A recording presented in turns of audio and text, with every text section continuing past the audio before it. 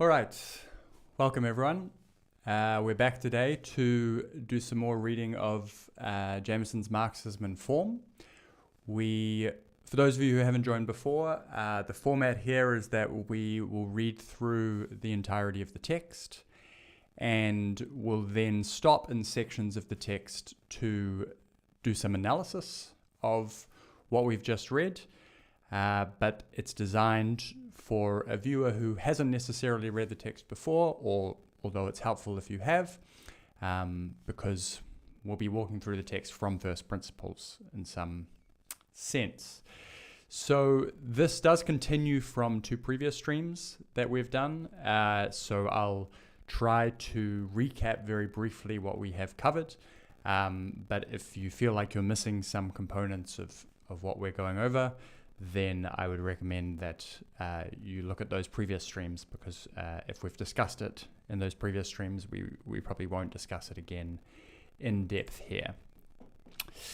So to begin with, I want to review some of what we've been over already. So this is our diagram and process that we are working through. For here we have the sort of introduction, a depiction of the introduction at the top here, and then we have all of chapter 1 here that we sort of walked down and through, and we'll, as I said, be going on to chapter 2 today.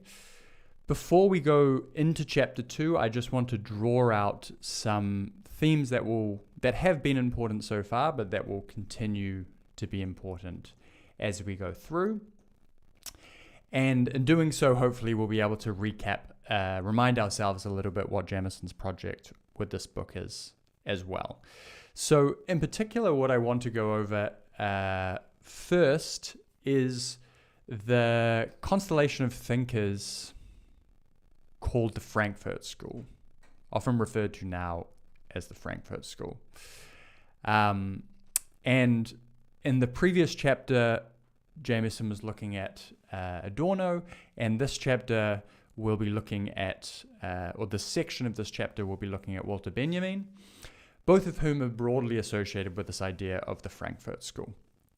And the Frankfurt School was a school of thinkers in the mid-20th century who looked to critique culture in a particular way, and this particular way was particularly infused by two different thinkers who are very important for all of the critics who we are looking at in this text, and who are also very important for Jameson. And those two different thinkers are Sigmund Freud, and Karl Marx. So Marx was writing in the 19th century, in the sort of 1882, I think he passed away, whereas Freud was writing in the early 20th century.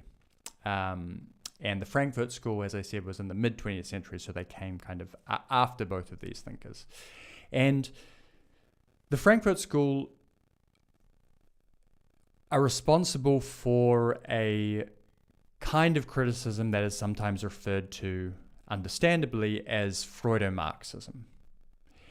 And this Freudo-Marxism is an attempt to update what they saw as the deficiencies of the Marxism that had been practiced before their time with Freud and with a particular understanding of the psychological, in order to develop this idea of a Freudo-Marxism. So both of these thinkers, as I said, are very important for Jameson, and we've already seen some of the dimensions of why they are important for Jameson. But broadly speaking, there are these associations with these two thinkers that we'll see kind of the contours of these associations in this next chapter. So Marx is often associated with this form of historical critique. His most famous work was Capital, which was a critique of political economy, but he is famous for sort of thinking about history and the way in which human actors participate in history, whether they make history of their own accord or whether history makes them. Freud, on the other hand, is not so distinctly associated with this sort of more historical imaginary of what makes historical events, but is particularly interested in what we could call the psychological. Freud, of course, is famous for the discovery of the unconscious, the idea that not every thing that we do as individuals is patently obvious to us or is of our own accord, but that there is something called the unconscious, and we'll try to unpack more of what this means as we go through Jameson. There is something called the unconscious, which is kind of double to this conscious reality of the subject, but he's not often thought about as theorizing or as working in these world historical registers that Marx is. He's much more interested in the particularities of individual subjects, of case studies of particular actors.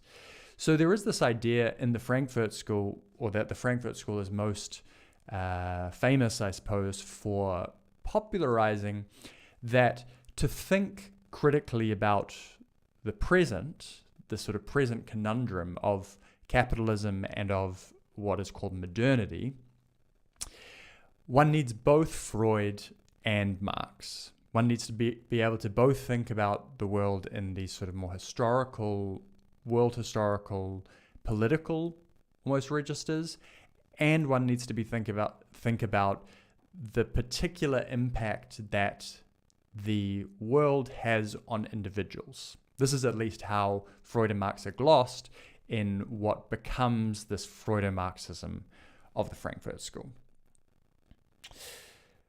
So we're going to leave the Frankfurt School and Freudo-Marxism there, but for the time being. But hopefully you can already see how this is related to some of the other dimensions of things that we have gone over here. We've been over Marx and Freud in some depth in relation to how they were brought up in the previous chapters. But remember, Jameson's project is really one of bringing dialectical thinking and dialectical critique back into the Anglo-American context through transporting the work of German and French thinkers who he sees as being overlooked into the Anglo-American context by introducing their thought. This is his project in Marxism in form. So the Frankfurt School as a constellation helps us to think about what Jameson is doing, or gives us kind of nodes through which we can locate some of the terminology that Jameson is using. Okay. With that, I'm going to go into the first section of chapter 2, and as the introduction suggests, we'll only go over the first, as the title for this stream suggests, we'll only go over the first part of chapter 2, which is the part dedicated to Walter Benjamin's thought.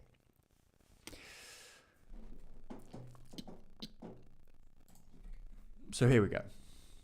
Chapter 2. Versions of a Marxist hermeneutic.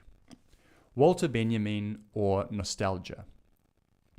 Every feeling is attached to an a priori object, and the presentation of the latter is the phenomenology of the former. This is from a Benjamin text that will be referenced again.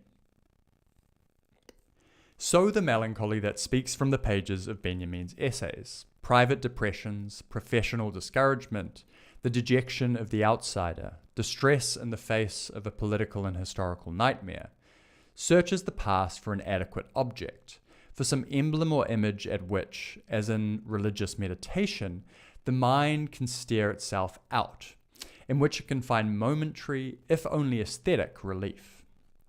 It finds it in the Germany of the 30 Years' War, in the Paris, quote, capital of the 19th century, end quote. For they are both, the Baroque and the modern, in their very essence, allegorical, and they match the thought process of the theorist of allegory, which, disembodied intention searching for some external object into which to take shape, is itself already allegorical avant la lettre.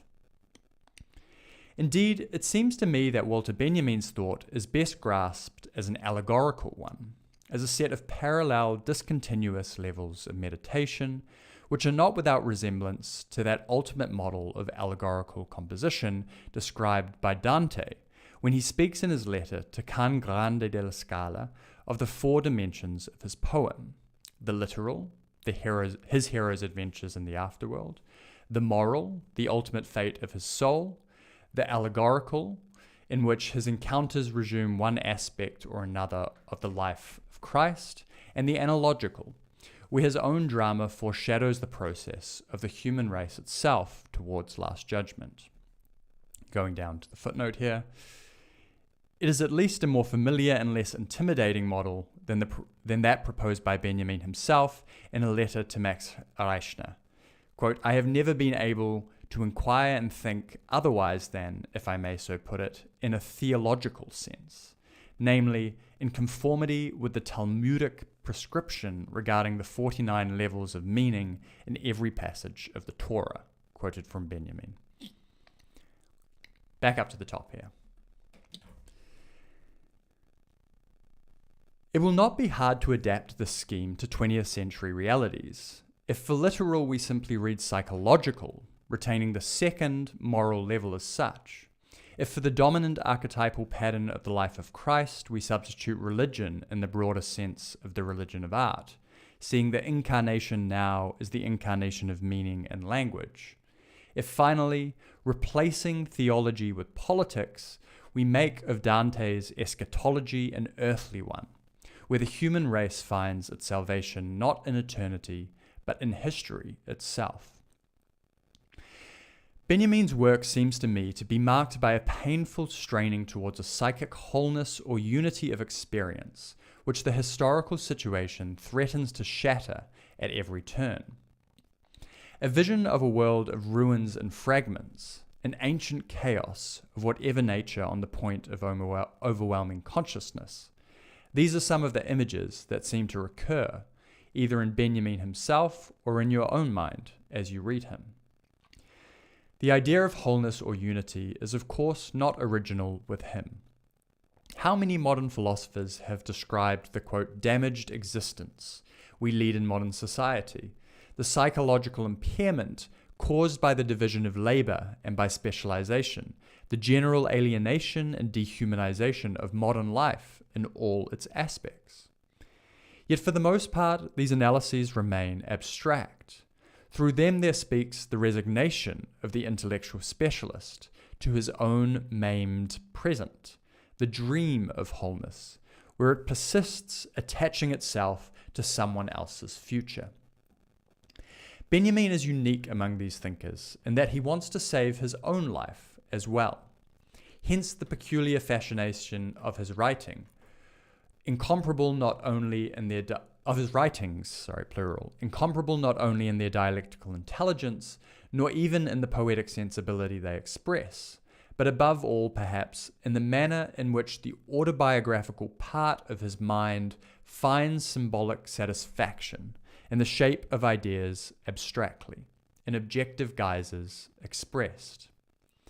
Psychologically, the drive toward unity takes the form of an obsession with the past and with memory. Genuine memory determines, quote, whether the individual can have a picture of himself, whether he can master his own experience, end quote. Quote again, every passion borders on chaos, but the passion of the collector borders on the chaos of memory, end quote. And it was in the image of the collector that Benjamin found one of his most comfortable identities. Another quote, memory forges the chain of tradition that passes events on from generation to generation, end quote. Strange reflections these, strange subjects of reflection for a Marxist. One thinks of Sartre's acid comment on his orthodox Marxist contemporaries, quote, materialism is the subjectivity of those who are ashamed of their own subjectivity. Yet Benjamin kept faith with Proust, whom he translated long after his own discovery of communism. Like Proust, he saw in his favourite poet Baudelaire an analogous obsession with reminiscence and involuntary memory, and in the fragmentary evocation of his own childhood, called Berliner Kindheit 1900, he too began the task of recovering his own existence with short essayistic sketches, records of dreams, of isolated impressions and experiences, which he was, however, unable to carry to the greater writer's ultimate narrative unity. He was perhaps more conscious of what prevents us from assimilating our life experience than of the form such a perfected life would take. Fascinated, for example, with Freud's distinction between unconscious memory and the conscious act of recollection, the latter being for Freud basically a way of destroying or eradicating what the former was designed to preserve. Quote, consciousness appears in the system of perception in place of the memory traces. Consciousness and the leaving behind of a memory trace are within the same system, mutually incompatible, end quote. This is a quote from Benjamin still. For Freud, the function of consciousness is the defense of the organism against shocks from the external environment. In this sense, traumas, hysterical repetitions, dreams are ways in which the incompletely assimilated shock attempts to make its way through to consciousness and hence to ultimate appeasement. In Benjamin's hands, this idea becomes an instrument of historical description, a way of showing how, in modern society, perhaps on account of the increasing number of shocks of all kinds to which the organism is now subjected, these defense mechanisms are no longer personal ones. A whole series of mechanical substitutes intervenes between consciousness and its objects, shielding us perhaps, yet at the same time depriving us of any way of assimilating what happens to us or of transforming our sensations into any genuinely personal experience. Thus, to give only one example, the newspaper acts as a shock absorber for the jolts of novelty, numbing us to events that might perhaps otherwise overwhelm us, but at the same time rendering them neutral and impersonal, transforming them into something that by definition has no common denominator with our private existences. Experience is moreover socially conditioned, in that it depends on a certain rhythm of recurrences and similarities in events which are properly cultural in origin. Thus, even in Proust and Baudelaire, who lived in relatively fragmented societies, ritualistic devices, often unconscious, are primary elements in the construction of form. We recognize them in the vie intérieure and the correspondences of Baudelaire, in the ceremonies of salon life in Proust. And where the modern writer tries to celebrate a perpetual present, as in Kafka, the mystery inherent in the events seems to result not so much from their novelty as from the feeling that they have merely been forgotten, that they are in some sense familiar in the haunting significance which Baudelaire lent that word. Yet as society increasingly decays, such rhythms of experience are less and less available. At this point, however, psychological description seems to pass over insensibly into moral judgment, into a vision of the reconciliation of past and present, which is somehow an ethical one. But for the Western reader, the whole ethical dimension of Benjamin's work is likely to be perplexing, incorporating as it does a kind of ethical psychology, which, codified by Goethe, has become traditional in Germany and deeply rooted in the German language, but for which we have no equivalent, except in such cultural transplants as the works of Erik Erikson.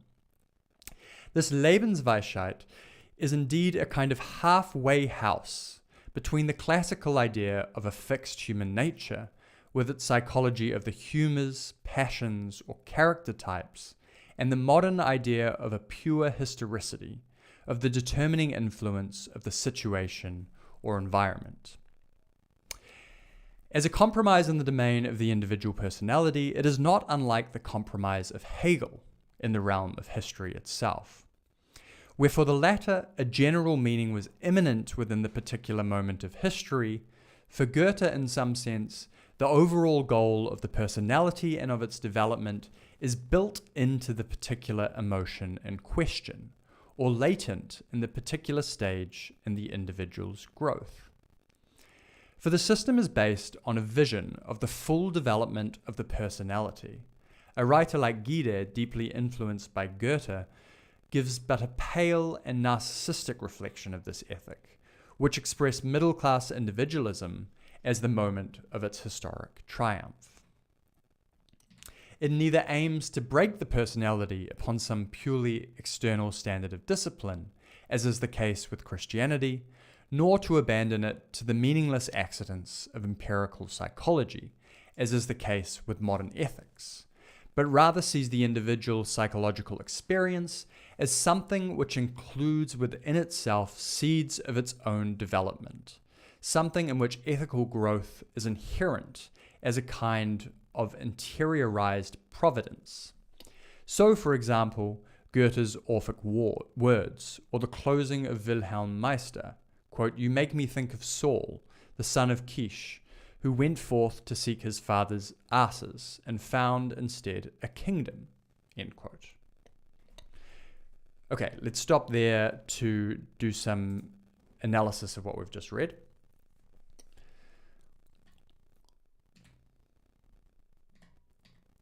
So we see the ideas, hopefully, of Freud and Marx kind of attempting to come together in Jameson's reading of Benjamin here. And in particular, what Jameson thinks is happening in Benjamin's work is a sort of internalization of a Marxism, or an attempt to reckon with Marxism in a more psychological manner. And this is why for Jameson, Benjamin's has this autobiographical dimension to his work that is of great importance, right up here at the top. There is an autobiographical part of Benjamin's mind that he can't help but let show through in his writing. And Benjamin's work for Jameson shows this kind of tension between Freud and Marx, in that there is a dialectical drive of history in some sense, but Benjamin is attempting to reconcile it with his own psychological position within history. And so this is why Jameson says down here that these reflections on memory and this autobiographical register in which Benjamin often writes is a strange subject of reflection for a Marxist, because a Marxist, in one particular vision of a Marxist, is not supposed to have these sort of internal subjective thoughts, right, in a very basic caricature of what Marx is writing about in this sketch that we painted out at the beginning of the stream, right? Marx is thinking in a historical regia. He's thinking about how history moves forward and how the proletariat can be a part of history, but the proletariat is not individualized, is not obviously individualized in Marx's work. And so this tension between Freud and Marx that is particularly pronounced in the Frankfurt School is present in Benjamin's writing, Jameson wants to say.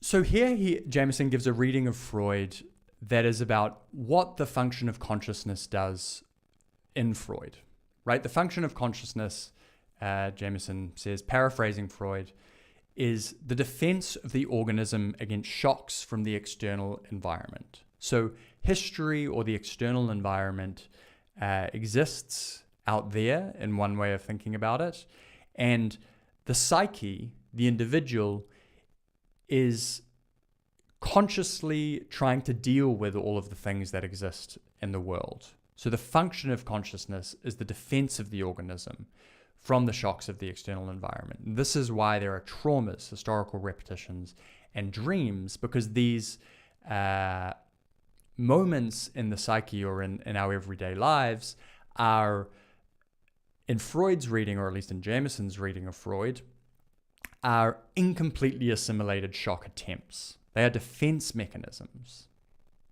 right? But in Benjamin's hands, Jameson says, and this is important, these defense mechanisms are no longer personal ones. So it's not that every subject in the world has their own personal defense mechanisms that they formulate.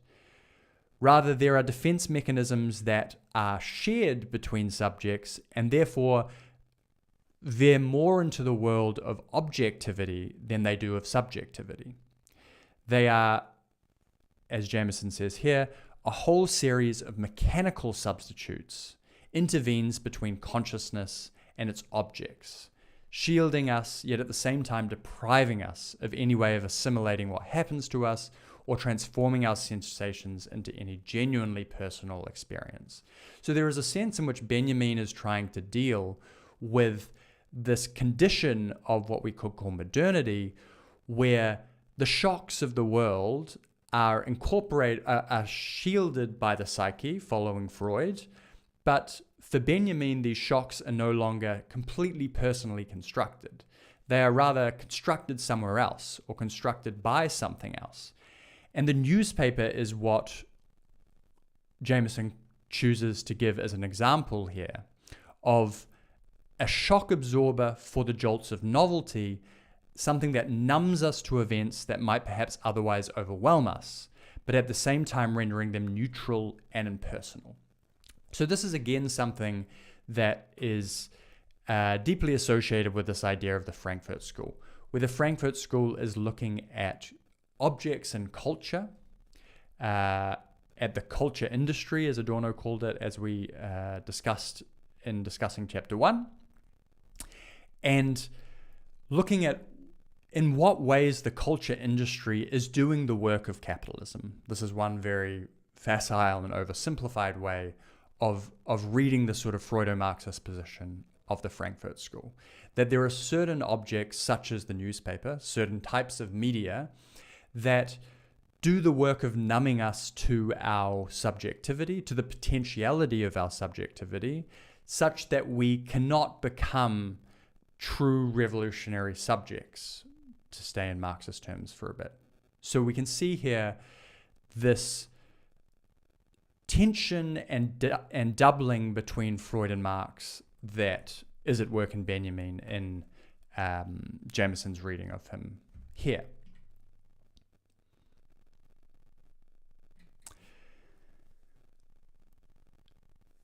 What Jameson also introduces in the section that we just read is an idea of an ethical imperative in Benjamin's work. So let us add this idea of an ethics. And an ethics in Benjamin in particular.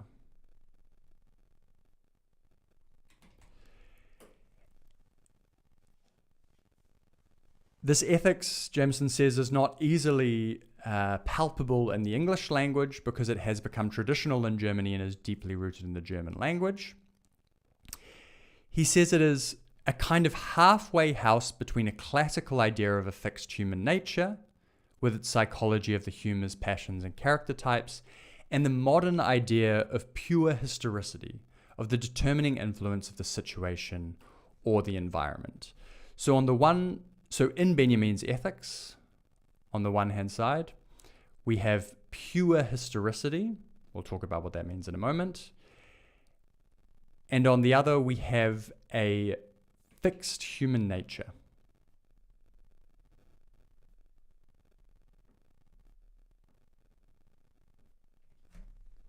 Okay, so what does a halfway house between these two things look like?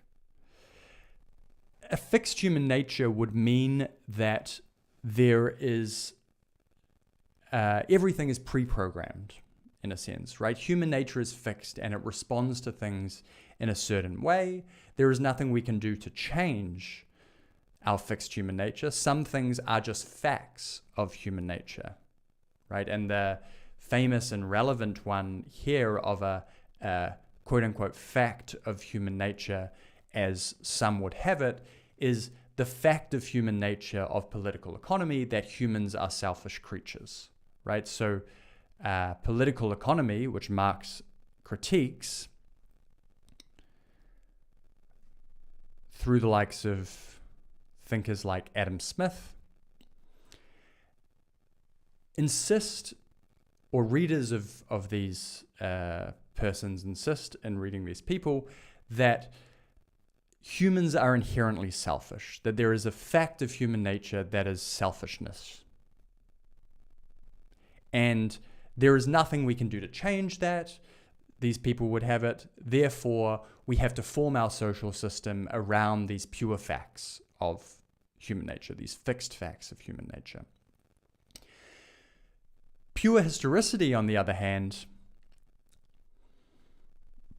is the opposite of this. Pure historicity is saying there is nothing that is fixed in human nature. Everything is contingent. Everything is just a choice that we make or that someone makes at some point, and therefore there's no such thing as a fixed human nature. Human nature is inherently not only malleable, but is just a completely sort of misguided concept. There exists no such thing as fixity in human nature. It's completely topsy-turvy and windy-wavy, and it's just down to pure historicity. We talked about this in these slightly different terms, but related terms of historicism and postmodernism previously. Let's see if I can just find that section here, because it might be helpful for us.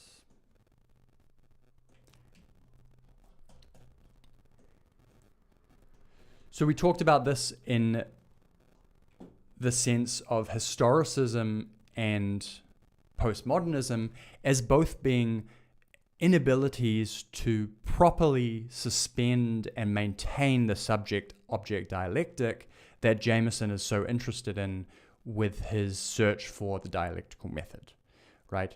To objectify everything in the world would lead to a sort of crude materialism, which could amount to crude historicism, because there is no such thing as being able to change what happens if everything is just a result of something that already exists in the world. There is no such thing as the subject in this purely objective view of the world, because the subject is a name for a thought that changes something, right?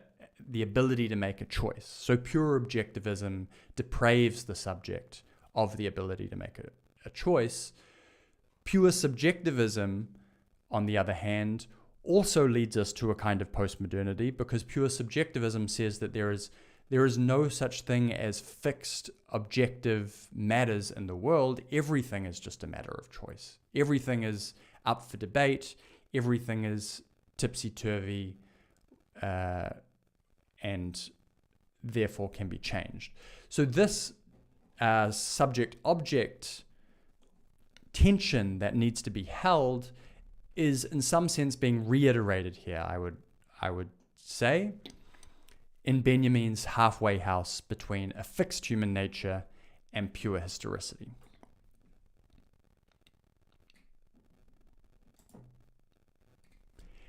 And this is why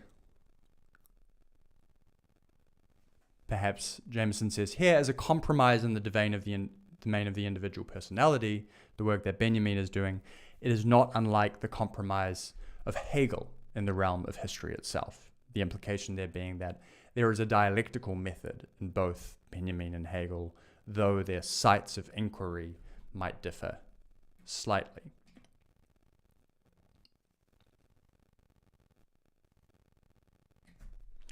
Okay,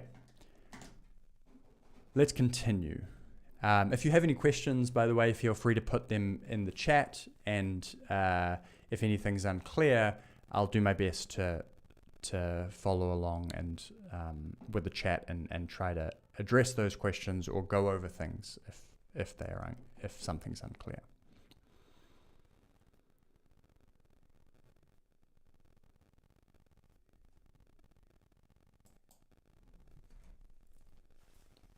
Okay, seeing no questions, I'm going to go on. Starting from this paragraph here. It is, however, characteristic of Benjamin that in his most complete expression of this Goethean ethic, the long essay on elective affinities, he should lay more stress on the dangers that menace the personality than on the picture of its ultimate development. For this essay, which speaks the language of Goethean life psychology, is at the same time a critique of the reactionary forces in German society which made that psychology their own. Working with the concept of myth, it is at the same time an attack on the obscurantist ideologies which made the notion of myth their rallying cry. In this, the polemic posture of Benjamin can be instructive for those of us who, undialectically, are tempted simply to reject the concept of myth altogether, on account of the ideological uses to which it is ordinarily put, for whom this concept, like related ones of magic or charisma, seems not to aim at a rational analysis of the irrational, but rather at a consecration of it through language. But for Benjamin, elective affinities may be considered a mythical work, on condition we understand myth as that element from which the work seeks to free itself, as some earlier chaos of instinctual forces, inchoate, natural, pre-individualistic, as that which is destructive of genuine individuality, that which consciousness must overcome if it is to attain any real autonomy of its own, if it is to accede to any properly human level of existence. It is far-fetched to see in this opposition between mythical forces and the individual spirit a disguised expression of Benjamin's thoughts about past and present, an image of the way in which a remembering consciousness masters its past and brings to light what would otherwise be lost in the prehistory of the organism. Sorry, that sentence was all a question. Is it far-fetched to see in this opposition these things?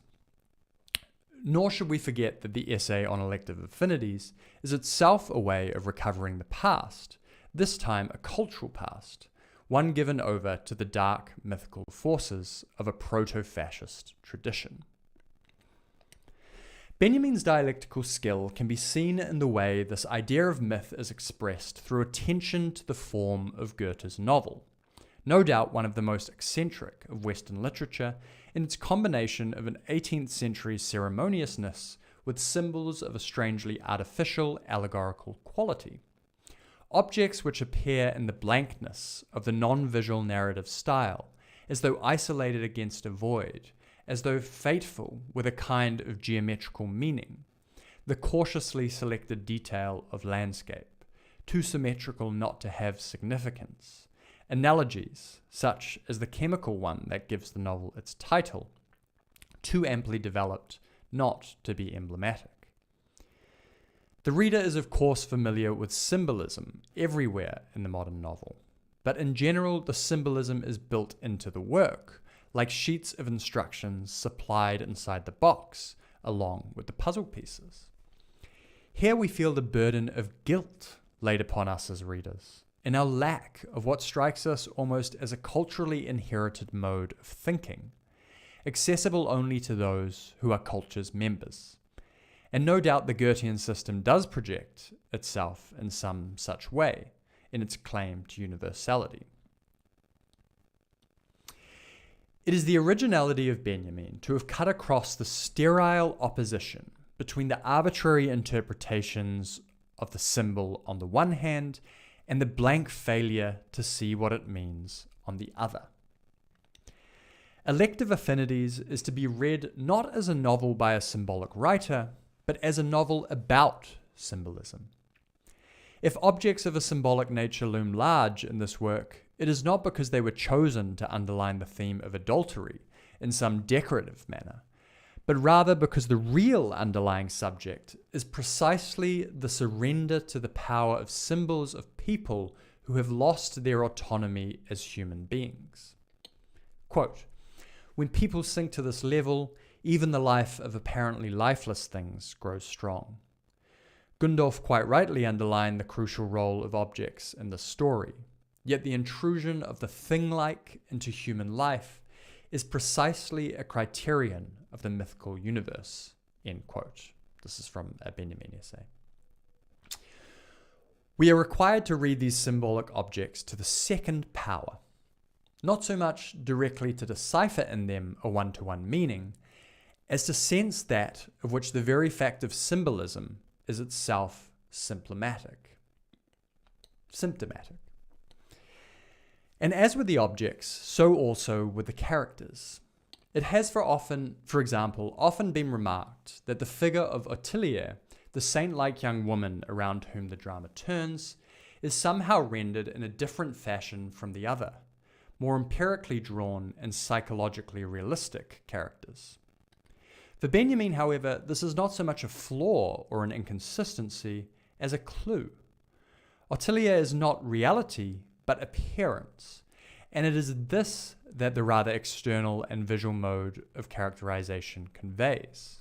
Quote, "It is clear that these Goethean characters come before us not so much as figures shaped from external models, nor wholly imaginary in their invention, but rather entranced somehow, as though under a spell.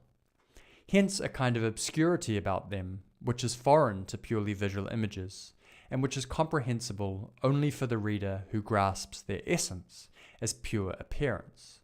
For appearance in this work not so much presented as a theme, as it is rather implicit in the very nature and mode of the presentation itself." End quote. Again, a quote all from Benjamin.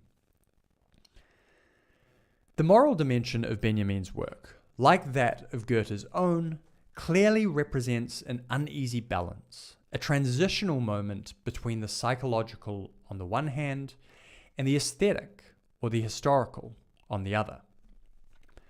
The mind cannot be satisfied with this purely ethical description of the events of the book as the triumph of fateful mythical forces. It strains for historical and social explanation, and at length Benjamin himself is forced to express the conclusion, quote, "that the writer shrouds in silence, namely that passion loses all its rights under the laws of genuine human morality when it seeks to make a pact with wealthy middle-class security," end quote.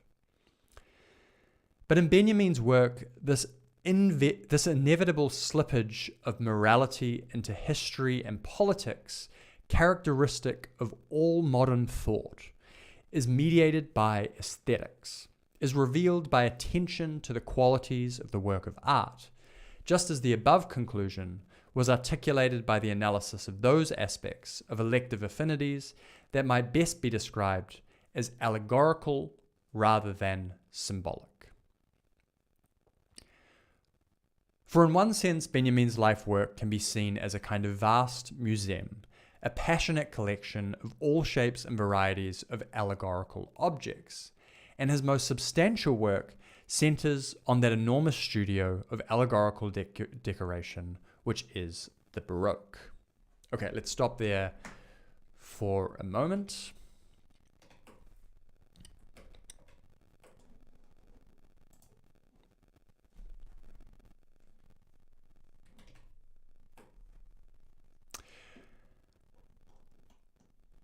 Okay, so we introduced this idea of ethics in Benjamin, and we see here a tension that Jameson wants to make between the allegorical in Benjamin on the one hand and the symbolic.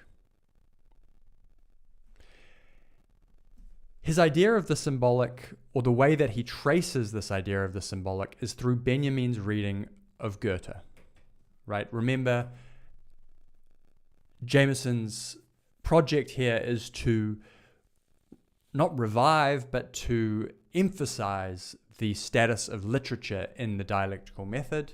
And as such, he is particularly interested in these Freudo-Marxist readings of pieces of literature. So here he is interested in Benjamin's reading of Goethe.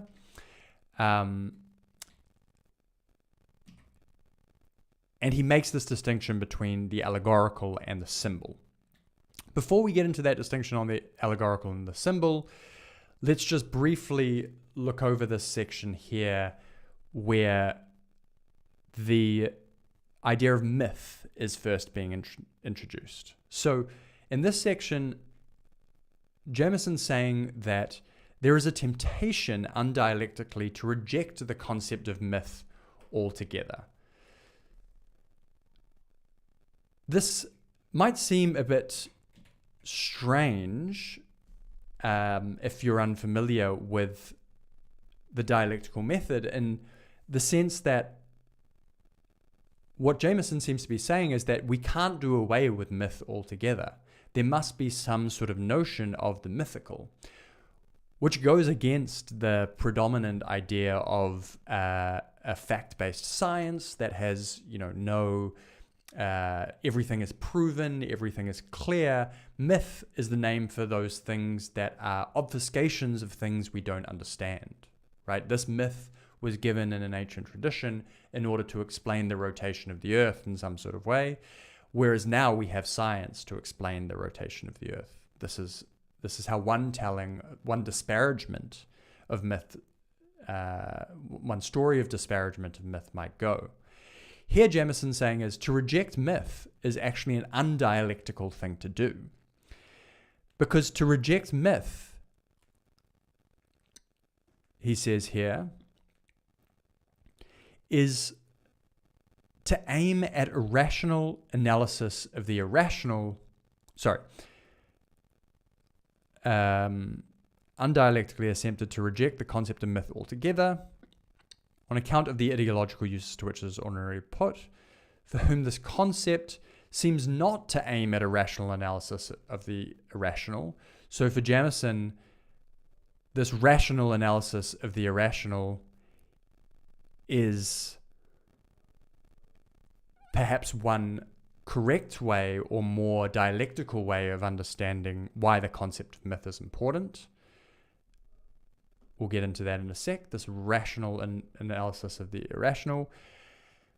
But one who wants to reject myth sees it as a consecration of the irrational through language. So this word consecration, right, means a sort of holy enshrinement of the irrational as a part of language, or as a holy enshrinement of certain irrational things through language. This is an undialectical reading, Jameson suggests, of what myth does. To explain, in order to have a dialectical method, or in order to participate in a dialectical method.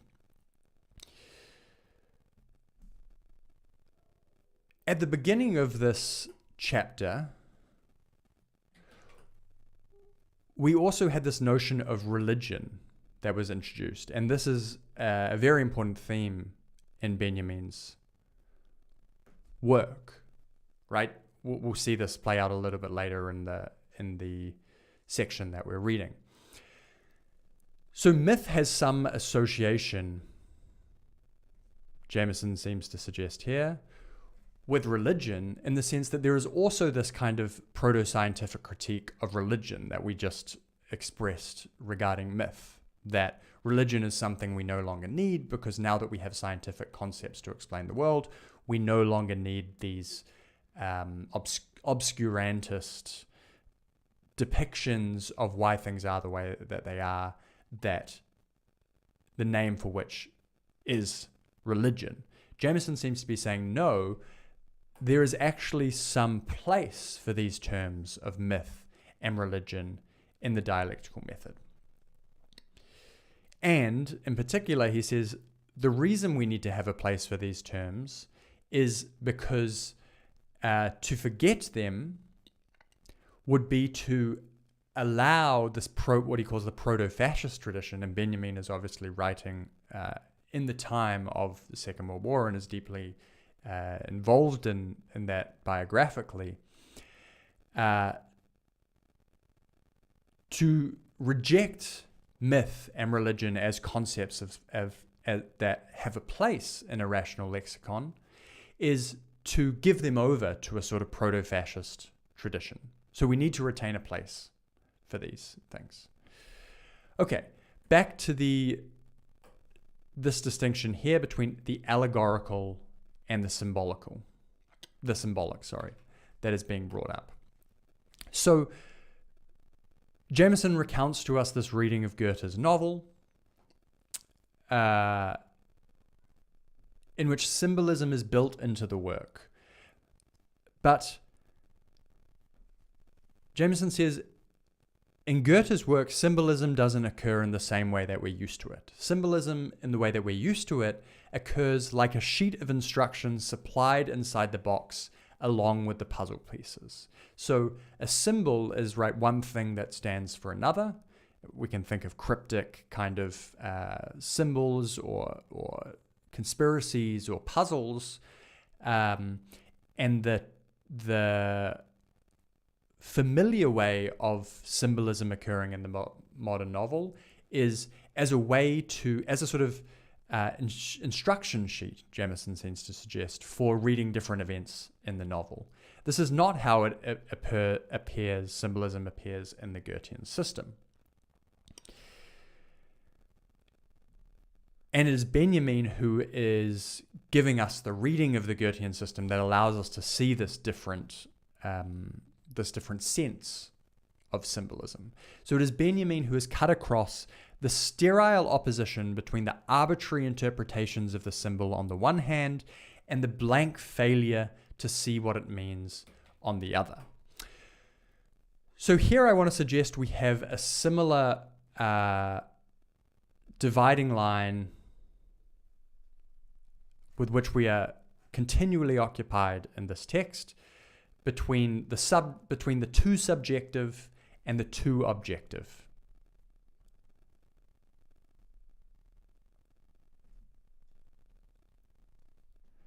Right? Because the dialectical method, let us remind ourselves, is to hold a tension between the subject and the object, and to not let one take over at the expense of the other. So on the two subjective side, we have arbitrary interpretations of the symbol.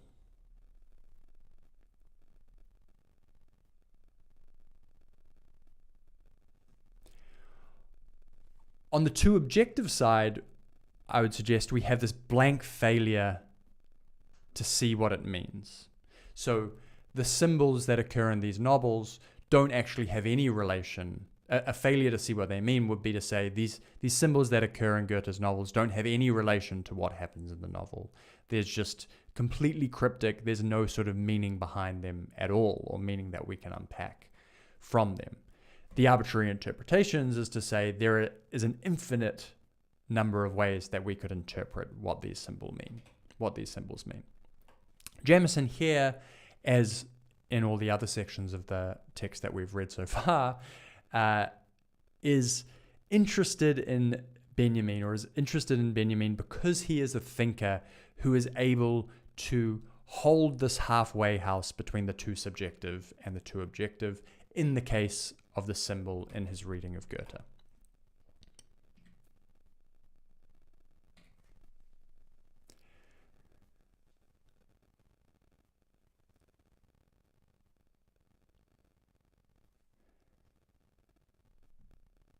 And for that reason, Jameson says here, the real underlying subject of Goethe's novel is precisely the surrender to the power of symbols of people who have lost their autonomy as human beings. So, which is down below here in this second quote, the intrusion of the thing-like into human life is precisely a criterion of the mythical universe. So here, Benjamin is concerned with the way in which the power of symbols has been lost as a subjective kind of thing, right? Symbols are something that are inherently subjective in a sense, because a symbol is an interpretation or a sign that stands for some object. Why does that mean it's inherently subjective? Because a sign is a component of language, and language, as we have discussed before, is wrapped up in the subject in some sort of way. So when people have lost the power of symbols, when there is a surrender to the power of symbols that feels like it is not coming from one's own making in terms of one's own linguistic making, there is a loss of autonomy as human beings. And this is the exact loss of autonomy, the sort of undialectical position that the Frankfurt School is concerned with in this in their discussion of what Adorno calls the culture industry. It is the condition of modernity for the Frankfurt School. The condition of modernity is one of what's sometimes called alienation. So when the symbol becomes a power that is out there in the world, rather than something that one is in subjective-objective dialectic tension with, there is something that has gone wrong with the subjective construction. There is something that has gone wrong with the subject-object dialectic, and this moment of going wrong is what the Frankfurt School, what Benjamin, and what Jameson is concerned with.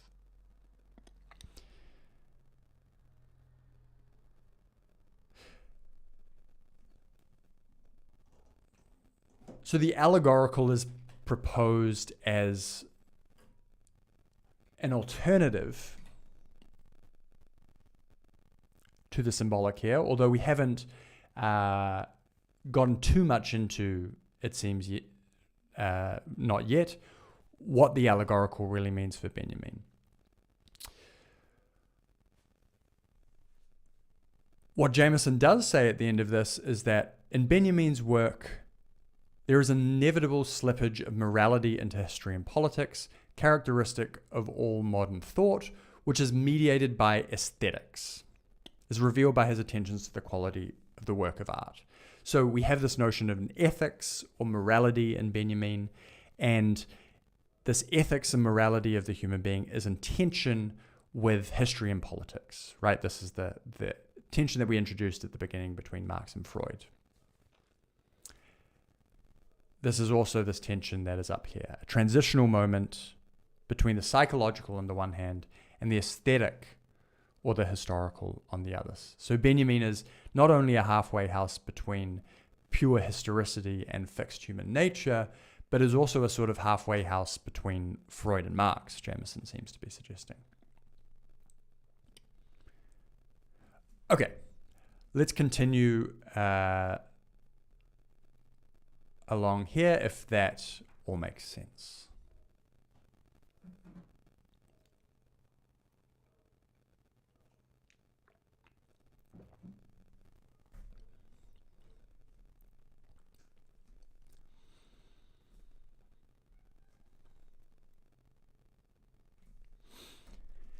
The origins, not so much of German tragedy as of German Trauerspiel.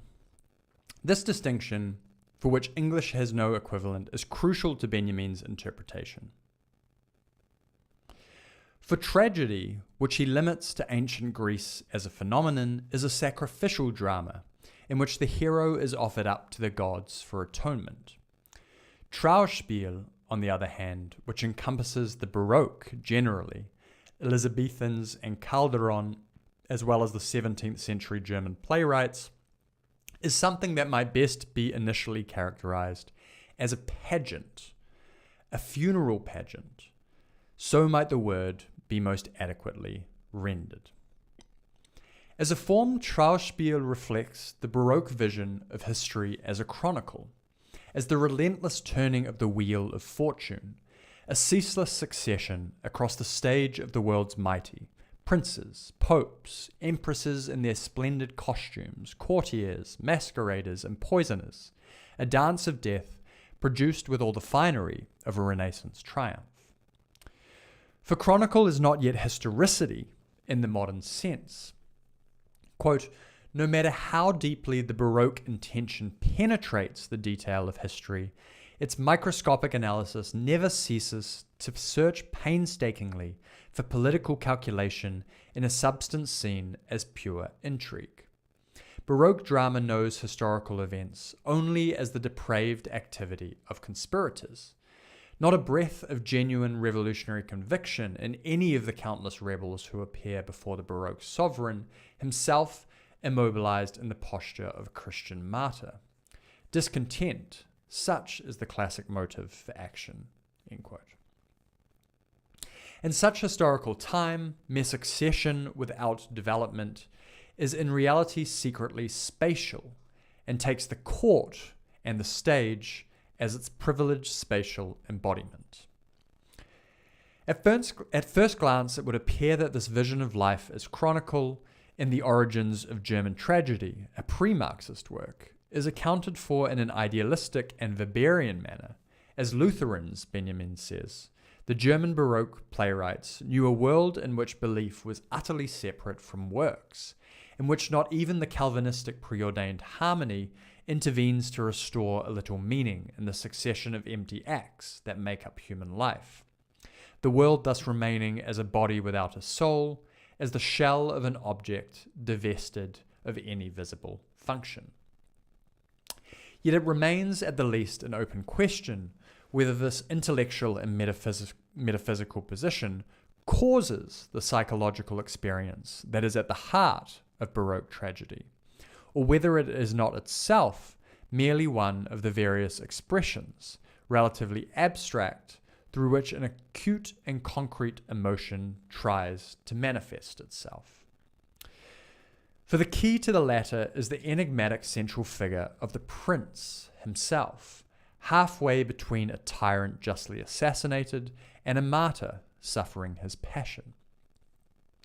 Interpreted allegorically, he stands as the embodiment of melancholy in a stricken world, and Hamlet is his most complete expression. This interpretation of the funeral pageant as a basic expression of pathological melancholy has the advantage of accounting both for form and content at the same time. For content, that is, in the sense of the character's motivations, quote, the indecision of the prince is nothing but saturnine acedia.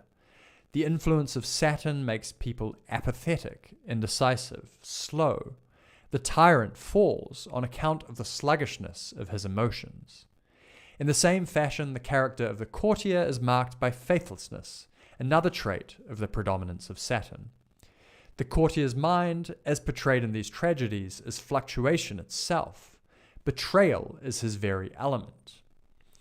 It is to be attributed neither to hastiness of composition nor to insufficient characterization that the parasites in these plays scarcely need any time for reflection at all before betraying their lords and going over to the enemy.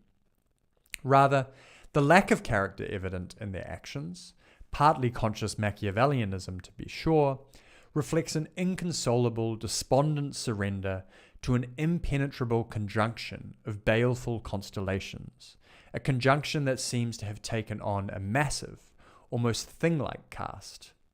Crown, royal purple, scepter, all are in the last analysis the properties of the tragedy of fate, and they carry with them an aura of destiny to which the courtier is the first to submit as to some portent of disaster. His faithlessness to his fellow men corresponds to the deeper, more contemplative faith he keeps with these material emblems, end quote. That most of that paragraph was a quote from Benjamin. Back to Jameson. Once again, Benjamin's sensitivity is for these moments in which human beings find themselves given over to to the power of things. And the familiar content of Baroque tragedy, that melancholy which we recognize from Hamlet, those vices of melancholy, lust, treason, sadism, so predominant in the lesser Elizabethans, in Webster, for instance, veers about slowly into a question of form, into the problem of objects, which is to say, of allegory itself. For allegory is precisely the dominant mode of expression of a world in which things have been, for whatever reason, utterly sundered from meanings, from spirit, from genuine human existence. Okay, let's go over that because we have a very clear definition of allegory here. So, in contrast to the symbolic, or in juxtaposition to the symbolic, allegory is the definition that Jameson gives here. The dominant mode of expression of a world in which things have been, for whatever reason, utterly sundered from meanings. So the allegorical is a mode of expression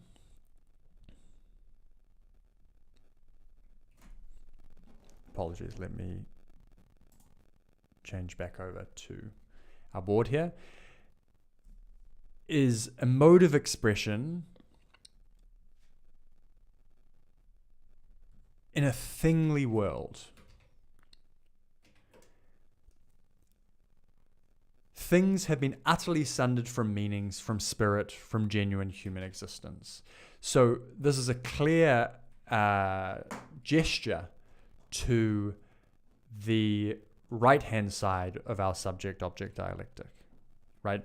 Things have been utterly sundered from meanings, from genuine human existence. So there is no subject.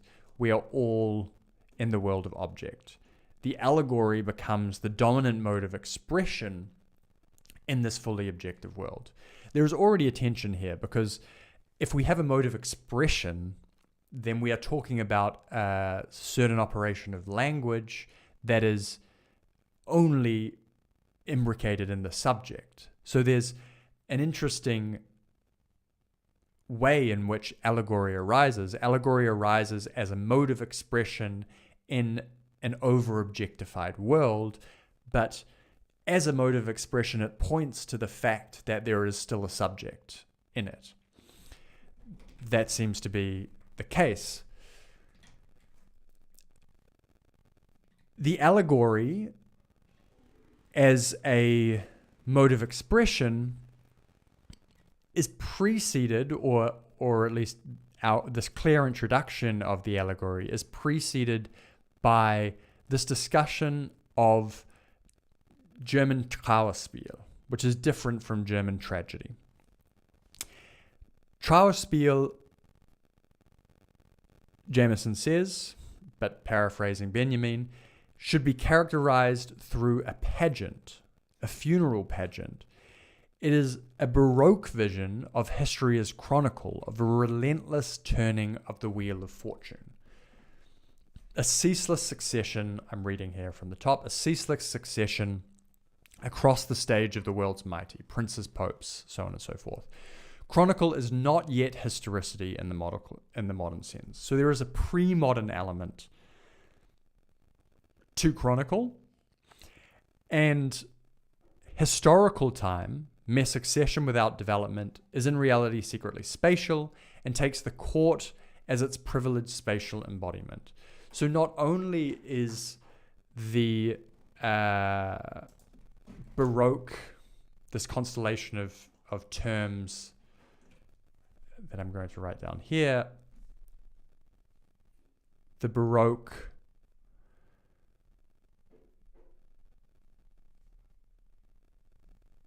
So the Baroque period, brings with it a particular understanding of time, and that understanding of time is as a chronicle, as a succession of events. This way of understanding time is tied to the court, the image of the court, which is why Jameson says it is secretly spatial, because though there should be a tension between time and space, Time and space are these two other terms that we should hold in dialectical tension, like subject and object. There is a clear idea of time given, a clear logical idea of time given, which has a secret underside in space, in a particular space, and that particular space is the space of the court.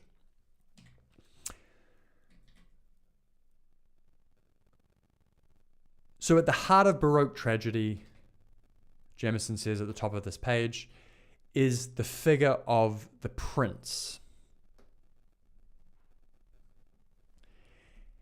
And the key prince, the embodiment of melancholy in a stricken world, is Hamlet, Shakespeare's Hamlet. So Hamlet marks this kind of threshold, it seems, between pre-modernity and modernity for Jameson. Hamlet is a prince and therefore associated with the Baroque, the Chronicle, the court time, yet his plot in that entire play, in Hamlet, is to experience time as out of joint, right? This is a famous quote from Shakespeare's play. Hamlet experiences time as out of joint, and we can think there that Hamlet is experiencing something. He is no longer at one subjectively with this Baroque chronicle time that is tied to the court, and therefore he erupts the entire court of Elsinore, right? This is the plot of the play, and he is driven to do this by seeing his father's ghost at the beginning. This is a sort of motivation, but Hamlet's father's ghost is a kind of missing cause for the whole plot of the play. It breaks with this Baroque idea of time as a succession of events, as a chronicle, because Hamlet introduces something subjectively almost into the world that brings that subjective underside back to the too objective sense of a chronicle of events, right? So Hamlet is the most complete expression of this Baroque time. Jameson doesn't say this, but I would add, because he exists at the threshold of its eruption. Therefore, we can see most clearly this Baroque time because Hamlet indicates how it is destroyed or how it deteriorates.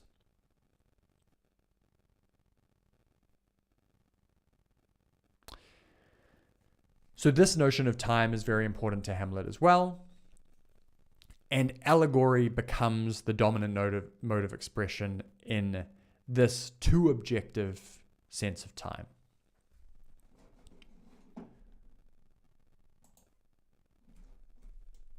Okay, let's continue reading. Here. And in the light of this new examination of the Baroque from the point of view of form rather than of content, little by little the brooding melancholy figure at the center of the play himself alters in focus. The hero of the funeral pageant, little by little, becomes transformed into the Baroque playwright himself, the allegorist par excellence, in Benjamin's terminology, the Grübler. That superstitious, over-particular reader of omens who returns in a more nervous modern guise in the hysterical heroes of Poe and Baudelaire. Quote from Benjamin, "Allegories are in the realm of thoughts, what ruins are in the realm of things." End quote. And it is clear that Benjamin is himself foremost among these depressed and hyperconscious visionaries who people his pages. Quote again, "Once the object has beneath the brooding look of melancholy become allegorical, once life has flowed out of it, the object itself remains behind, dead, yet preserved for all eternity. It lies before the allegorist, given over to him utterly, for good or ill. In other words, the object itself is henceforth incapable of projecting any meaning on its own. It can only take on that meaning which the allegorist wishes to lend it. He instills it with his own meaning, himself descends to inhabit it, and this must be understood not psychologically, but in an ontological sense.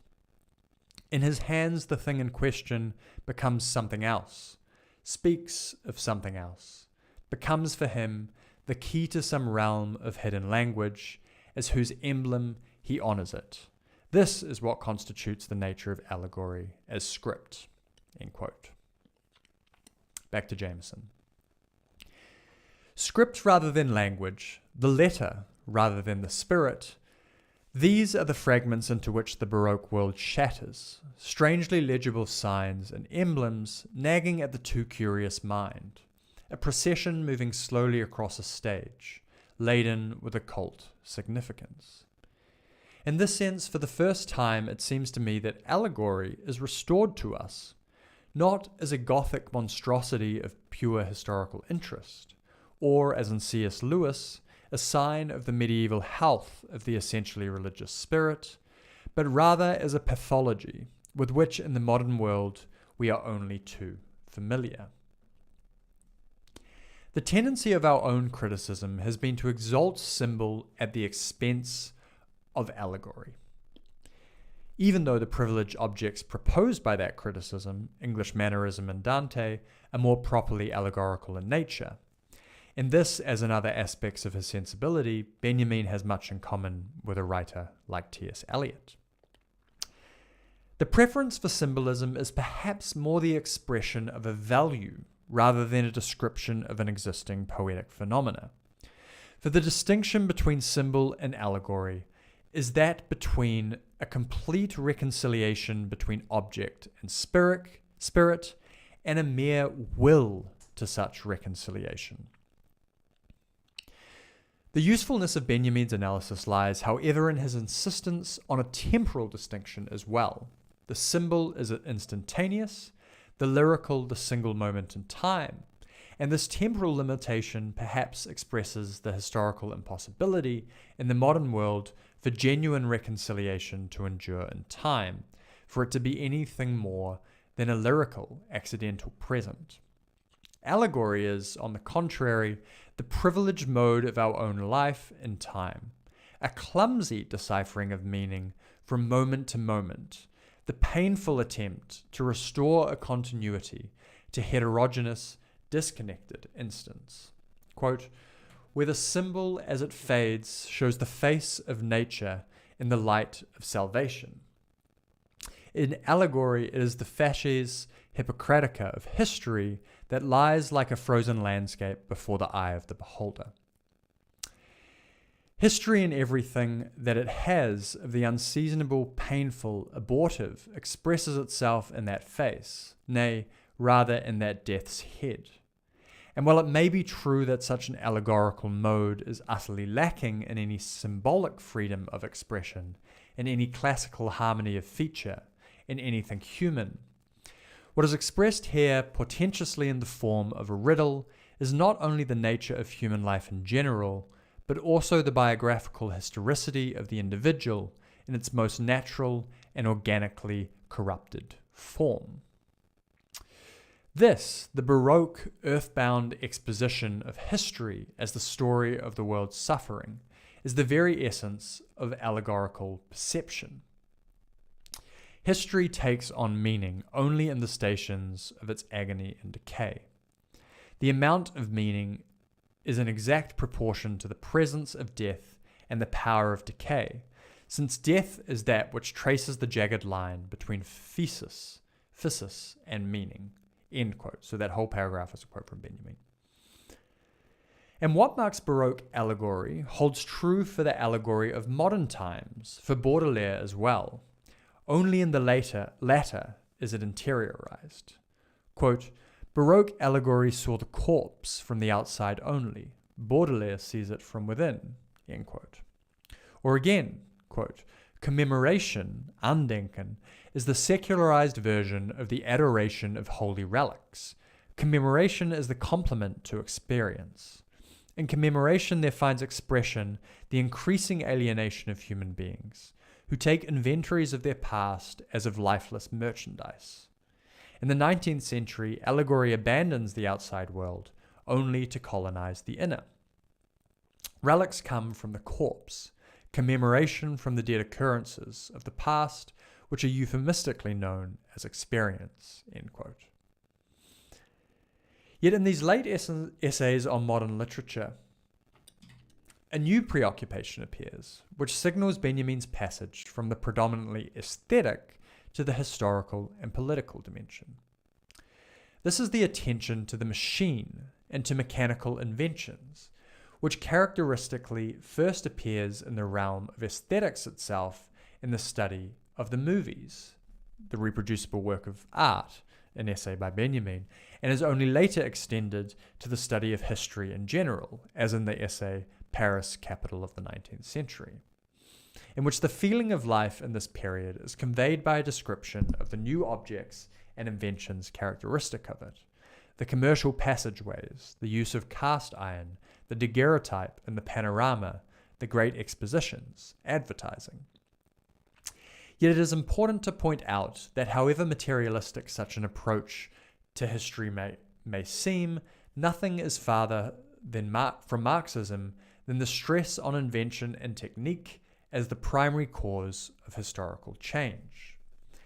Indeed, it seems to me that such theories, of the kind which regard the steam engine as the cause of the Industrial Revolution, and which have recently been rehearsed yet again in streamlined modernistic form in the works of Marshall McLuhan, function as a substitute for Marxist historiography in the way that they offer a feeling of concreteness comparable to economic subject matter, at the same time that they dispense with any consideration of the human factors of classes and of the social organization of production.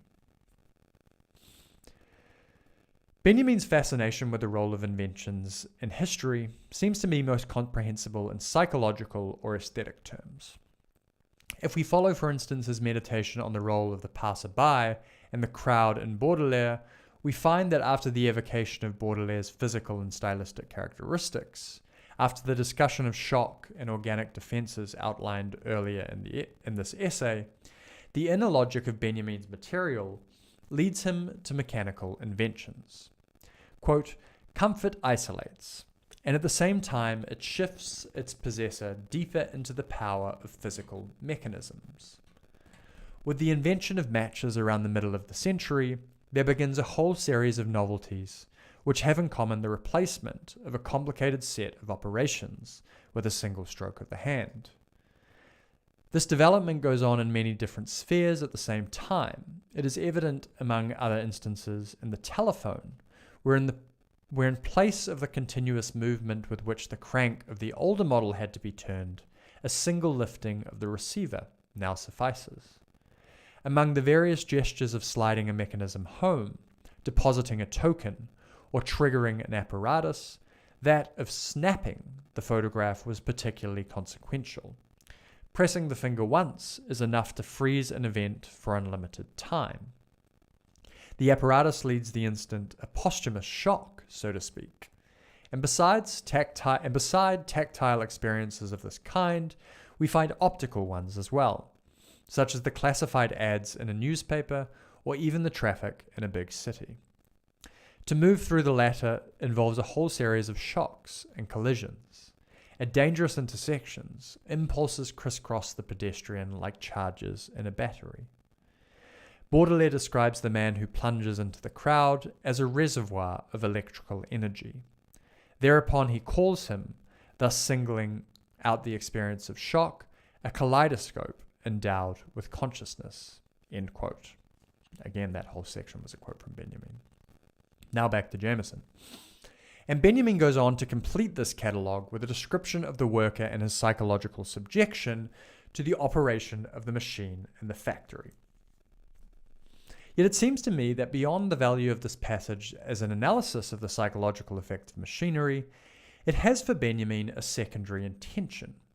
It satisfies a psychological requirement which is perhaps in some ways even deeper and more important than the official intellectual one. and that is to serve as a concrete embodiment of the state of mind of Baudelaire, for the state of mind of Baudelaire. The essay indeed begins with a relatively disembodied psychological state. The poet, faced with the new condition of language in modern times, faced with the debasement of journalism, faced as the inhabitant of a great city, with the increasing shocks and perceptual numbness of daily urban living. These phenomena are intensely familiar to Benjamin, but somehow he seems to feel them as insufficiently rendered. He cannot possess them spiritually. He cannot express them adequately until he finds some sharper and more concrete physical image in which to embody them. The machine, the list of inventions, is precisely such an image, and it will be clear to the reader that we consider such a passage, in appearance a historical analysis, as in reality an exercise in allegorical meditation, in the locating of some fitting emblem in which to anchor the peculiar and nervous modern state of mind, which was Benjamin's subject matter. For this reason, the preoccupation with machines and inventions in Benjamin does not lead to a theory of historical causality. Rather, it finds its completion elsewhere, in a theory of the modern object, in the notion of aura. Aura for Benjamin is the equivalent in the modern world, where it still persists, of what anthropologists call the sacred in primitive societies. It is to the world of things what mystery is to the world of human events, what charisma is to the world of human beings. In a secularized universe, it is perhaps easier to locate at the moment of its disappearance, the cause of which lies in general technical invention, the replacement of human perception with those substitutes for and mechanical extensions of perceptions which are machines. Thus, it is easy to see how in the movies, in the reproducible work of art, that aura which originally resulted from the physical presence of actors in the here and now of the theatre is short-circuited by the new technical advance, and then replaced, in genuine Freudian symptom formation, by the attempt to endow the stars with a new kind of personal aura of their own off the screen. Yet in the world of objects, this intensity of physical presence which constitutes the aura of something can perhaps best be expressed by the image of the look, the intelligence returned. Quote from Benjamin. The experience of aura is based on the transposition of a social reaction onto the relationship of the lifeless or of nature to man. The person we look at, the person who believes himself looked at, looks back at us in return. To experience the aura of a phenomenon means to endow it with the power to look back in return. End quote. And elsewhere he defines aura thus, quote, the single unrepeatable experience of distance, no matter how close it may be, while resting on a summer afternoon, to follow the outline of a mountain against the horizon, or of a branch that casts its shadow on the viewer, means to breathe the aura of the mountain of the branch. End quote. Aura is thus, in a sense, the opposite of allegorical perception, in that in it a mysterious wholeness of objects becomes visible. And where the broken fragments of allegory represented a thing world of destructive forces in which human autonomy was drowned, the objects of aura stand perhaps as the setting of a kind of utopia, a utopian present, not shorn of the past, but having absorbed it, a kind of plenitude of existence in the world of things, if only for the briefest instant. Yet this utopian component of Benjamin's thought, put to flight as it is by the mechanized present of history, is available to the thinker only in a simpler cultural past. Thus it is his one evocation of a non-allegorical art, his essay on Nikolai Leskov, the teller of tales, which is perhaps his masterpiece. As with actors confronted with the technical advance of the reproducible work of art, So also with the tale in the face of modern communication systems, and in particular the newspaper. The function of the newspapers is to absorb the shocks of novelty, and by numbing the organism to dull their intensity. Yet the tale, always constructed around some novelty, was designed on the contrary to preserve its force, whereas the mechanical form exhausts ever-increasing quantities of new material. The older word-of-mouth communication is essentially characterized as that which recommends itself to memory. Its reproducibility is not mechanical, but natural to consciousness. Indeed, that which allows the story to be remembered, to seem memorable, is at the same time the means of its assimilation to the personal experience of the listeners. It is instructive to compare Benjamin's analysis of the tale and of its implied distinction from the novel with that of Sartre, so similar in some ways and yet so different in its ultimate emphasis. Okay, let's pause there for a second because this is now going into a section on Sartre. So I think now is a good time to briefly review the new terms that we've introduced here.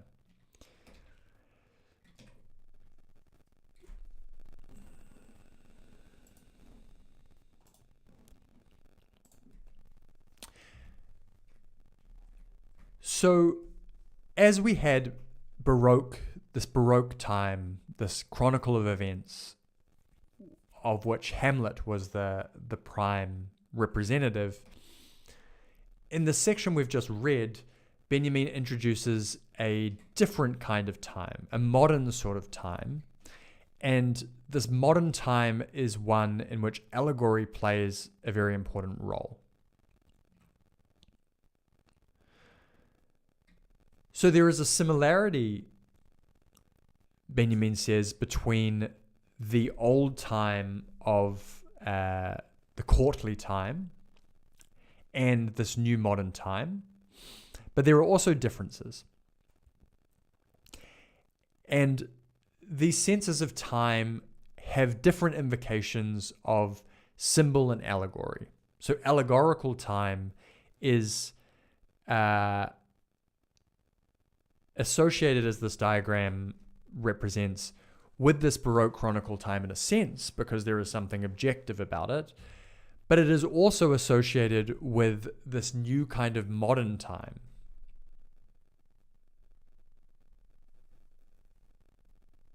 Which is also characterized by allegory.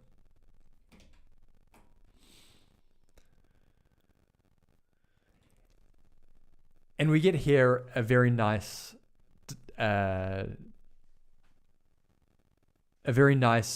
overview of the distinction between symbol and allegory, which puts it in these terms that we've been thinking with. So Jameson says here, the distinction between symbol and allegory is that between a complete reconciliation between object and spirit. So this is on the side of the symbol. There is a complete reconciliation between object and spirit, and a mere will to such reconciliation in allegory. So there is something displaced about the allegory as a mode of thinking, or allegory as a mode of using language.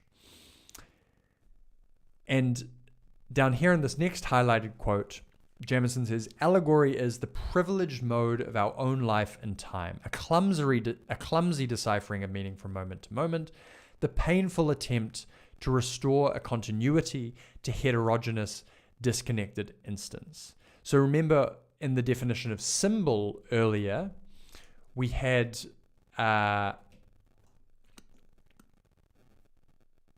these two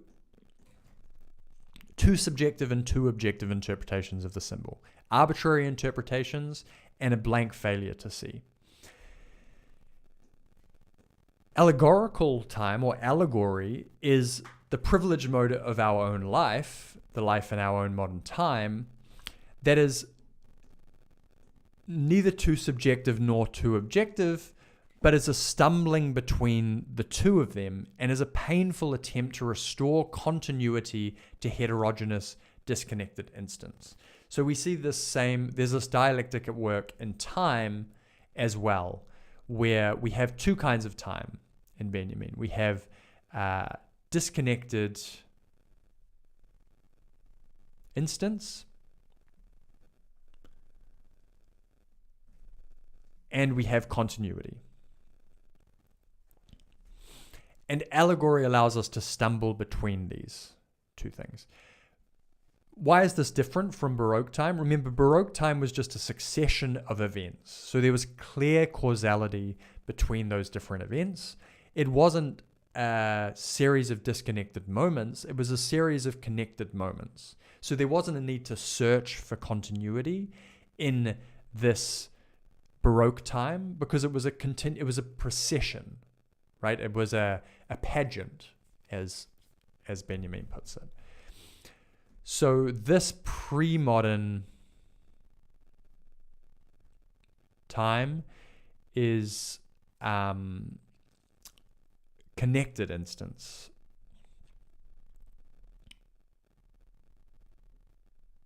We could say. Whereas the modern time here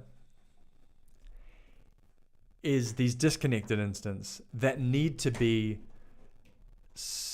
haphazardly connected through allegory.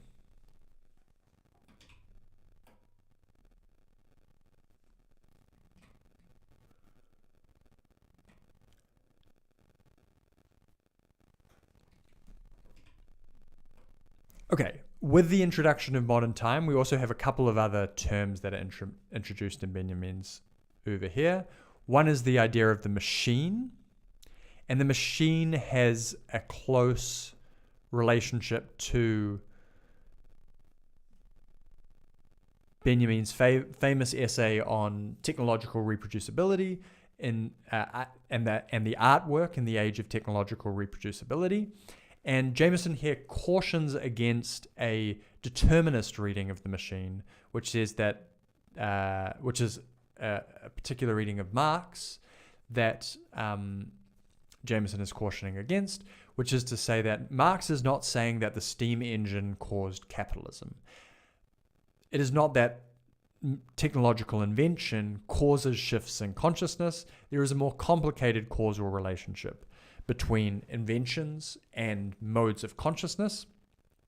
And Benjamin is very aware of this more complicated connection.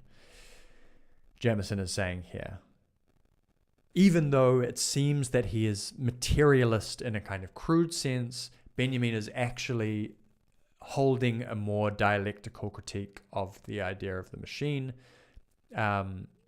in his essay on the work of art and in the essay Paris, Capital of the 19th Century.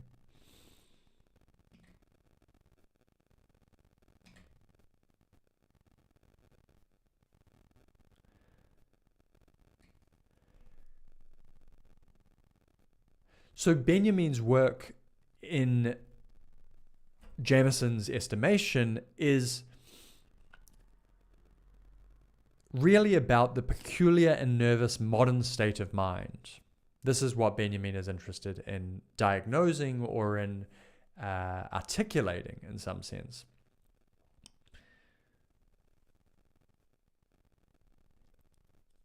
And therefore, Benjamin's work for Jameson is an exercise in allegorical meditation. Again, there's this allegory, remember, has been associated with the side of the two objective in some sense. It is the form of the mode of expression that occurs in an overly objectified world. And so Benjamin's work is to do allegorical meditation. Meditation being a term that's associated with Descartes and the side of the two subjective in some sense. The Cartesian meditation is a detachment from the world of objects. Meditation being the two subjective and allegorical being the two objective. So again, Jameson is here using a dialectical phrasing to suggest that Benjamin is a dialectical thinker. And the final term that I want to make sure we put on the board here that has been introduced is that of aura, which is the equivalent in the modern world of what anthropologists call the sacred.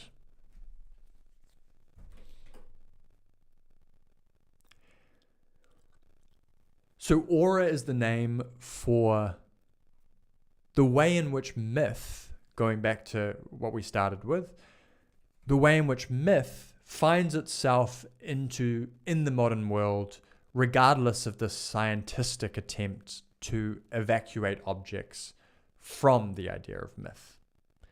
It is the subject creeping back into the overly objective world, and it is experienced as a form of distance. Jameson says here. Aura is thus, in a sense, quoting Jameson, the opposite of allegorical perception, in that in it a mysterious wholeness of objects becomes visible. Allegory is associated with the two objective, but it renders objects as not having any relationship to symbols, not having any relationship to language. And so aura is the lost part of that overly objective world that returns a sort of wholeness to the objects, where the broken fragments of allegory represented a thing world of destructive forces in which human autonomy was drowned. This is the shattered, fragmented world of allegory that characterizes the modern subject as Benjamin is concerned with. Aura, Jameson thinks, is Benjamin's anchor to reclaim a kind of utopian component. And so Jameson calls this the utopian component of Benjamin's thought, which Benjamin can only see through a dialectical perception of time that recalls the graph that we drew last time. Benjamin's conception of time is not a pageant. It's not a straightforward, connected series of events. It is a stumbling between events that are disconnected and continuity. It is a seeing the possibility of the future in the present through attentiveness to the past.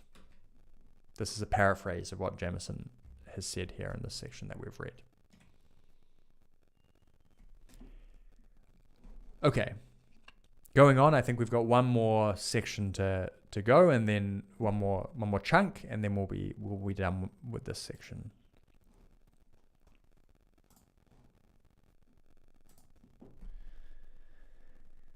It is instructive to compare Benjamin's analysis of the tale and of its implied distinction from the novel with that of Sartre, so similar in some ways and yet so different in its ultimate emphasis. For both, the two forms are opposed not only in their social origins, the tale springing from collective life, the novel from middle-class solitude, and in their raw materials, the tale using what everyone can recognize as common experience, the novel that which is uncommon and highly individualistic, but also and primarily in their relationship to death and eternity. Benjamin quotes Valéry, quote, "It is almost as though the disappearance of the idea of eternity were related to the increasing distaste for any kind of work of long duration in time," end quote. Concurrent with the disappearance of the genuine story is the increasing concealment of death and dying in our society, for which the authority of the story ultimately derives from the authority of death, which lends every event an absolute uniqueness. Quote, "A man who died at the age of 35 is at every point in his life a man who is going to die at the age of 35, end quote. So Benjamin describes our apprehension of characters in the tale, in anti-psychological fashion, as the simplified representatives of their own destinies. But what appeals to his sensitivity to the archaic is precisely what Sartre condemns as inauthentic, namely, the violence to genuine lived human experience, which never in the freedom of its own present feels itself as fate, for which fate and destiny are always characteristic of other people's experience, seen from the outside as something closed and thing-like. For this reason, Sartre opposes the tale.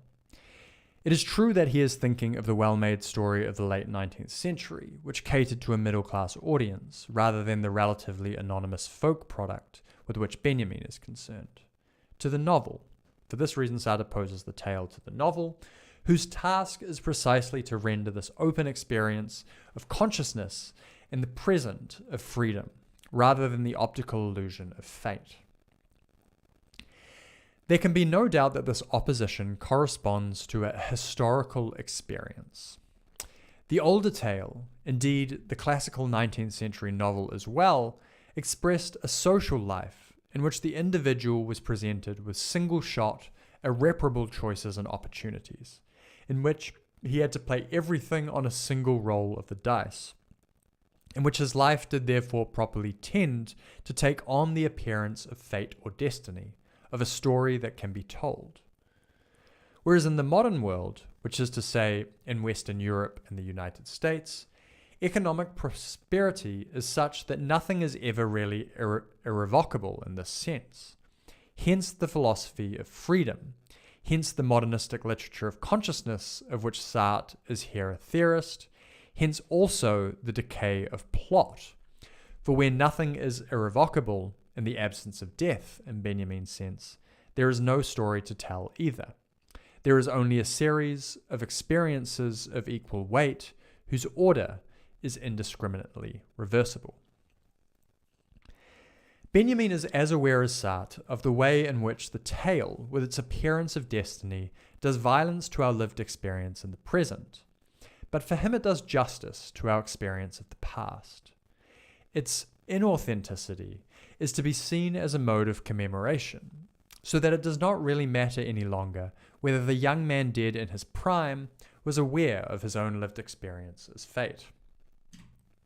For us, henceforth remembering him, he will always be, at the various stages of his life, one about to become this destiny, and the tale thus gives us, quote, the hope of warming our own chilly existence upon a death about which we read, end quote, or read. The tale is not only a psychological mode of relating to the past, of commemorating it. For Benjamin, it is also a mode of contact with a vanished form of social and historical existence. And it is in this correlation between the activity of storytelling and the concrete form of a certain historically determinate mode of production that Benjamin can serve as a model of Marxist literary criticism at its most revealing. The twin sources of storytelling find their archaic embodiment in, quote, the settled cultivator on the one hand and the seafaring merchant on the other. Both forms of life have in fact produced their own characteristic type of storyteller. A genuine extension of the possibilities of storytelling to its greatest historical range is, however, not possible without the most thoroughgoing fusion of the two archaic types. Such a fusion was realized during the Middle Ages in the associations and guilds of the artisans. The sedentary master and the wandering apprentice worked together in the same room. Indeed, every master had himself been a wandering apprentice before settling down at home or in some foreign city. If peasants and sailors were the inventors of storytelling, the guild system proved to be the place of its highest development. In the law of distance, as the traveller brought it back, combined with the law of the past that most fully reveals its riches to the stay-at-home, end quote.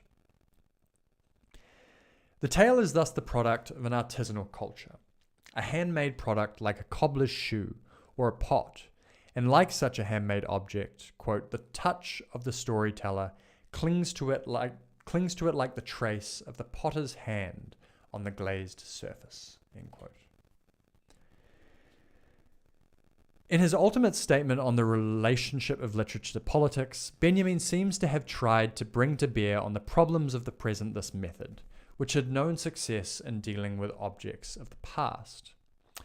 Yet the transposition is not without its difficulties, and Benjamin's conclusions remain problematical, particularly in his unresolved, ambiguous attitude towards modern industrial civilization, which seems to have fascinated him as much as it depressed him. The problem of propaganda in art can be solved, he maintains, by attention, not so much to the content of the work of art as to its form. A progressive work of art is one which utilizes the most advanced artistic techniques, one in which, therefore, the artist lives his activity as a technician, and through this technical work finds a unity of purpose with the industrial worker. Quote, the solidarity of the specialist with the proletariat can never be anything but a mediated one, end quote. This communist politicization of art, which he opposed to the fascist aesthetization of the machine, was designed to harness to the cause of revolution that modernism to which other Marxist critics, Lukács, for instance, were hostile. And there can be no doubt that Benjamin first came to a radical politics through his experience as a specialist, through his growing awareness within the domain of his own literary activity of the crucial influence exerted on the work of art by changes in the public and developments in technique, in short, by history itself. But although in the realm of culture the historian can no doubt show a parallelism between specific technical advances in given art and the general development of the economy as a whole, it is difficult to see how a technically advanced and difficult work of art can have anything but a mediated effect politically. Benjamin, of course, was fortunate in the artistic example which lay before him, for he illustrates his thesis with the epic theatre of Brecht, perhaps indeed the only modern artistic innovation that has had direct and revolutionary political impact. But even here the situation is ambiguous. An astute critic has pointed out the secret relationship between Benjamin's fondness for Brecht on the one hand and, quote, his lifelong fascination with children's books, end quote, on the other. Children's books, hieroglyphs, simplified allegorical emblems, and riddles. Thus, were we thought to emerge in the historical present, in reality we plunge again into the distance past of psychological obsession. But if nostalgia as a political motivation is most frequently associated with fascism, there is no reason why a nostalgia conscious of itself, a lucid and remorseless dissatisfaction with the present, on the grounds of some remembered plenitude, cannot furnish as adequate a revolutionary stimulus as any other. The example of Benjamin is there to prove it. He himself, however, preferred to contemplate his destiny in terms of religious imagery, as in the following paragraph of the Geschichtsphilosophische Thesen. According to Gershom Scholem, the last he ever wrote, quote, surely time was felt neither as empty nor as homogeneous by the soothsayers who inquired after what it hid in its womb. Whoever keeps this in mind is in a position to grasp just how past time is experienced in commemoration, in precisely the same way. As is well known, the Jews were forbidden to search into the future. On the contrary, the Torah and the act of prayer instruct them in commemoration of the past. So for them, the future, to which the clientele of soothsayers remains in thrall, is divested of its sacred power. Yet it does not, for all that, become simply empty and homogeneous time in their eyes. For every second of the future bears within it that little door which Messiah may enter. End quote. Angelus Novus, Benjamin's favorite image of the angel that exists only to sing its hymn of praise before the face of God, to give voice, and then at once to vanish back into uncreated nothingness. So, at its most poignant, Benjamin's experience of time, a present of language on the threshold of the future, honoring it by averted eyes in meditation on the past.